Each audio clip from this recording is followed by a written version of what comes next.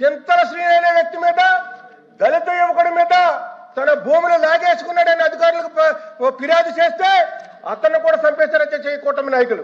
అదే సందర్భంలో కర్నూలు జిల్లా నంద్యాలలో గోవిందమ్మని సభ్యులు అన్ని సత్యదూరమైన మాటలన్నీ చెప్తున్నారు సార్.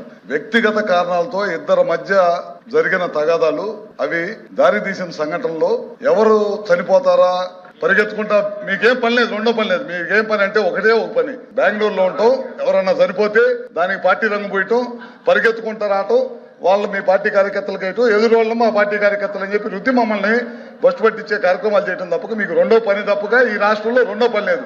ఇప్పుడు సభ్యులు చెప్పిన సార్, నేను చెప్తున్నా సార్, ఒక్క మాట సార్, సభ్యులు చెప్పిన ఇప్పుడు పల్నాడులో గాని ఒక నిమిషం ఉండు, కూర్చో, పల్నాడులో గాని అద్దంకిలో గాని ఇట్లాంటి ఎప్పుడు ఎక్కడ కూడా మా పార్టీ సిద్ధాంతం కాదు, మీ పార్టీ సిద్ధాంతం. కత్తులు రోడ్ల మీద పట్టుకొని రపరప అనుకుంటా ప్రజల్ని రెచ్చగొట్టే సిద్ధాంతం అనేది మీ పార్టీ సిద్ధాంతం, మా పార్టీ సిద్ధాంతం కాదు.